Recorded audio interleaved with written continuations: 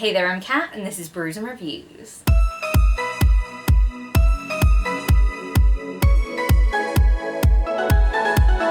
In today's video, I'm going to be talking to you guys about all the books that I read in December that weren't included in my Christmassy vlog style wrap up, which if you didn't watch is where I wrapped up all the Christmas books that I read. So none of the books I'm going to be talking about today are Christmas books, and that should, hopefully satisfy any of you who are like, ugh, Christmas books in January, don't talk to me about it please. That's the voice that my brain has allocated to you anyway, so sorry about it. I have 6 non-Christmassy books to talk to you guys about, so this should hopefully be quite a short video.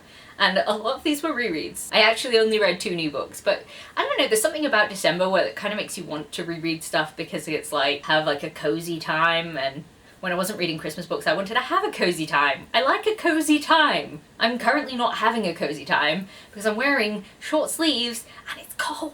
So let's get to talking about the books. So the first book that I read in December was Stars Above by Marissa Meyer. This is a collection of short stories that take place in the world of the Lunar Chronicles. I'd been doing a Lunar Chronicles buddy read with Abby from Abby Lucy the Book Lover, and this was the final book that we had to read in the main series, and I'd never read it before. This is the only one that I hadn't read before, so I was really looking forward to this one, and it was okay. I went into this not really knowing what to expect, and I thought it might have been short stories about characters in the future after the events of the Lunar Chronicles, but it was mostly stories from the past, and I kind of felt like a lot of them didn't really give us that much new information, and it was kind of like, yeah, okay, that's information that I know now, cool. I like the story with Scarlett's grandma where you got a bit of her perspective, but my favourite stories were Story 7 and Story 9, and they were both new content. So Story 7 is a retelling of The Little Mermaid with like an android as the Little Mermaid, and I honestly really love this one. I feel like it had the same sort of spirit as the rest of the Lunar Chronicle stuff, but contained itself more to the fairy tale, and it was meant to just be a short story, but I liked it. I thought it appeared nicely in the world, and I like that one. And Story number 9 was my favourite one because it was after the Lunar Chronicles. We had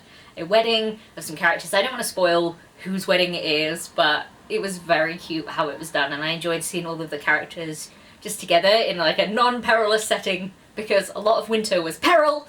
They got to relax a little bit, and it was nice to see sort of how it went, and it's not all very smooth for everybody, but I liked it anyway. So overall I gave this one 4 out of 5 stars. I think some of the stories I probably would have rated less than that, but I really enjoyed those 2 stories, so I probably rated it a little bit higher than it deserved.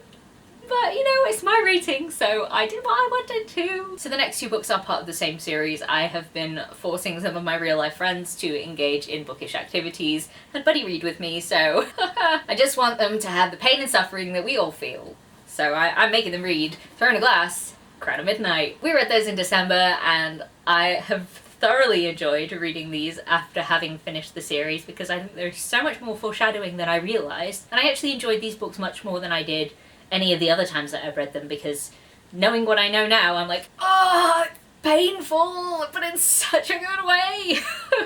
I don't want to spoil anything, so I'm not going to say anything about it. You probably know what the Throne of Glass series is about, so I shan't explain, but yeah, these books are so much more impactful once you've actually finished the series and are like, wow, okay, that's what's really happening there.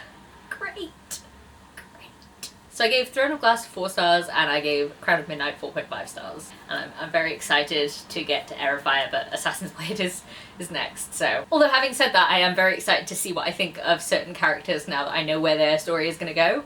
I'm going to have changing perspectives, so I'm excited for all of it, really. Then I picked up Flying Witch Volume 10 by Chihiro Ishizuka. This is obviously Volume 10, so we're quite deep in this series. It's a manga series about a teenage witch who has to go and live away from her home, so she goes and stays with some distant cousins, and she has to sort of learn how to be a witch and take on little witchy jobs. It's very cute. She's super great with gardening, and there are so many cute creatures in the series. It's just adorable for me. I really enjoyed this one. There's a lot of cat shenanigans in this one, and I'm like, yes, cats, please. So yeah, I really enjoyed this one. I gave it 4 out of 5 stars. And then the final 2 books I want to talk about in this video are also from the same series, and that is Percy Jackson and the Lightning Thief and Percy Jackson and the Sea of Monsters. So obviously I wanted to reread these books because the Percy Jackson TV series is out, and I'm really enjoying that. I don't know about you guys, but every time it's on I'm like, oh my god, yes! And after having reread The Lightning Thief, the casting is perfect.